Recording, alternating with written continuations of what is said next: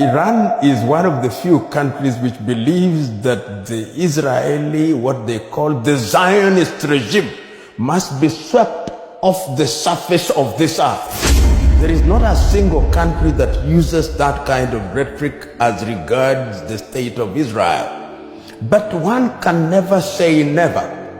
In the history of the world, the worst of enemies have sometimes become allies for the sake of either a short-term agenda or a long-term agenda.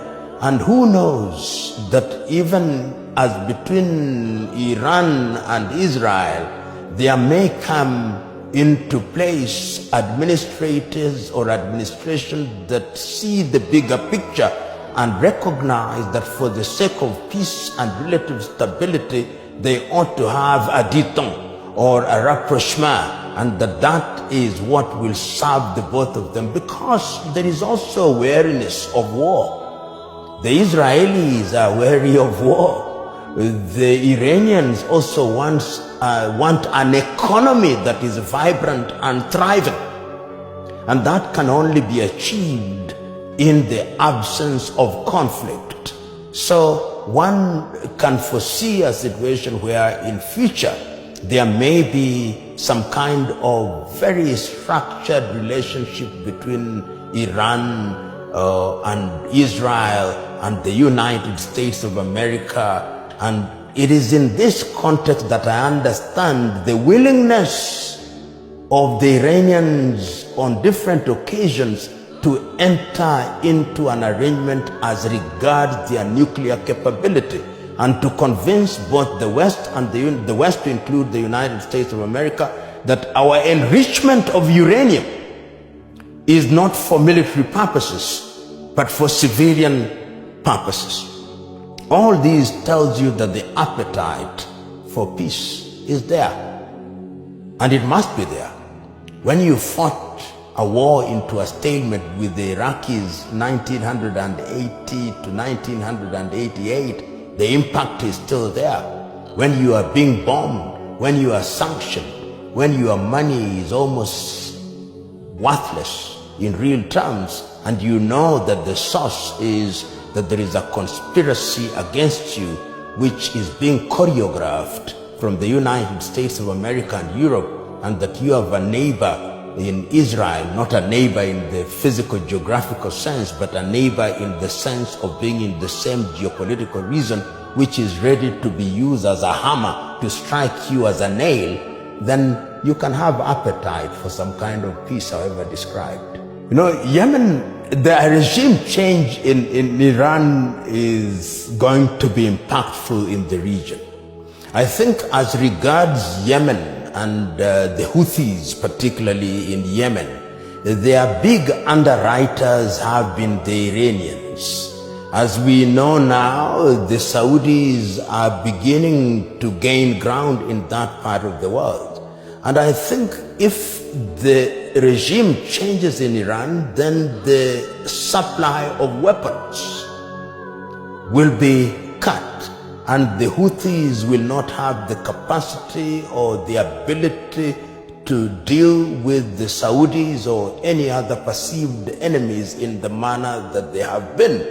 And they will have no bullets in quantities that they need. They will not have the missiles in the quantity that they need.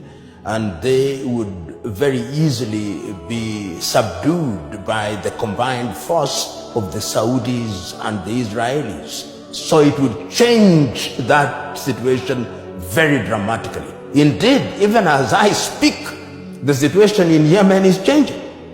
The ease with which the Saudis have been gaining territory and the ease with which you can see things happening in the favor of the Saudis is indicative of the fact that something is not happening, and that supplies from Iran are not happening as they used to the Houthis in Yemen.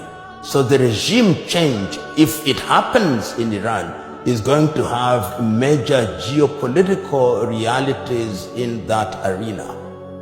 You know, when I think about the President of the United States of America, President John Donald Trump, and what he says after every event, He said when they bombed Iran, when they tried to take out their nuclear facility, he said, we did it so efficiently, so effectively, in the only way that the United States of America can do it. No other nation on earth can do it like we do it.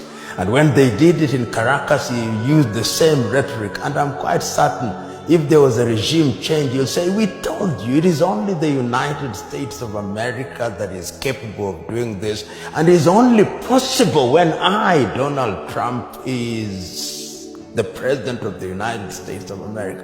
The only word that he has yet to use is to say that he is the greatest president that the United States of America has and will ever see. And it is interesting that as he wages these little wars, he still thinks that he deserves the Nobel Peace Prize, even as he wages war. So I imagine that that is going to happen, if, or rather will or could happen if there is a regime change. He'll of course engage in rhetorical chest thumping that the United States of America is indeed the greatest nation on earth, which is in keeping with the rhetoric that his agenda is to make America great again. This America that was humiliated under Carter, this America that was humiliated under the Democrats' administration, has now been restored to the highest pedestal, and it is doing what it should: police the world. And that is demonstrated by his own statement that the only thing that restricts him, and therefore by extension the United States of America, is his own morality. In the recent past, no leader has ever said that the only restraining thing is his own morality as judged by himself. In all these things, Israel stands in a very unique position. Unique in the sense that since the creation of the United Nations in 1945 and the coming into force of international instruments such as the Universal Declaration of Human Rights, the Geneva Conventions of 1949, the institutions such as the ICC, the institutions such as the ICJ, Israel is the only country on earth that now operates outside of what is known as international law. They are not subject to it, not because they are exempted, but they simply believe that the state of Israel is unique and cannot be subject. So when all these happens, I think the Prime Minister of Israel and those who are in support of extremism in Israel will come and say, we told you, we are the chosen people. Whatever we do is what the law is. We can ignore anybody on earth. We can do what we want, and nobody can do anything about it. And that arrogance is self-evident on a daily basis from the rhetoric of the leaders of Israel in both their guarded and unguarded moments. And they will be able to say, who can tangle with us in the entire region? We have subdued the Arabs, the Iranians who thought that they were different. We have also subdued them. Israel is Israel. Israel is chosen. That is what they will say. And international law doesn't apply to us. In fact, no law applies to us. We are the law. It reminds me of what in the King Henry VIII of France once said, that he is the state. I hear Netanyahu saying, I am the world. I am the world. It's painful. You know, as we speak now, and there are too many things on the table, too many moving parts in the ongoing justing or this diplomatic thing between the United States and Iran.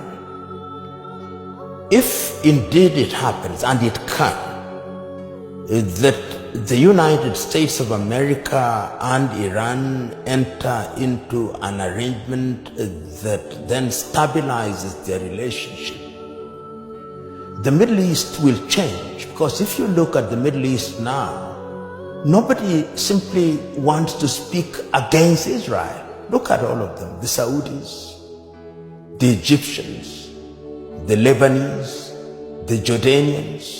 Nobody wants to speak against Israel.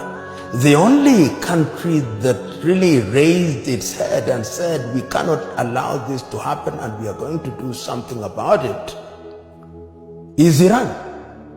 So you take Iran out of the equation, then Israel rules the roost and does so in the manner that it prescribes and implements, and nobody can do anything about it. Look at Syria now. The leader is now doing what America wants him to do. When the Israelis want to bomb, when the Americans want to bomb, they do it at will. Right now, as we speak in the Middle East, the Beirut government is already saying that we are moving south to disarm Hezbollah, and of course the Jordanians have nothing to say. So eliminate Iran from the equation, Israel is the dominant power, doing what they want without consequence. You know, when you look at the dynamics in the region, the metaphor, or is it the idiom, have your cake and eat it, occupies a very interesting position. The United States of America and Israel have always taken the position that they can literally have their cake and that they can eat it. In the short to medium term, they may think that that is true. But in the long term, it is what creates resistance. It is what creates organizations and energizes organizations such as ISIS. So that you may think that you are safe as a nation, but your people are not safe. That is why even long after stability appears to have come, you find people are being killed by way of mass shootings, by way of individuals being threatened. So if you look at nations as composed of people rather than amorphous organizations and institutions, then you can only have your cake and eat it to a certain extent. But you expose your citizens to danger wherever they are. They must always look behind to see who is hunting them down, because they are citizens of a particular nation. And I hope that that message is understood by those who run nations which think that they can run roughshod over all nations on earth. Ultimately, there is a payback time. And as somebody once said, I think it was in Afghanistan, they said the Mujahideen have a very long memory.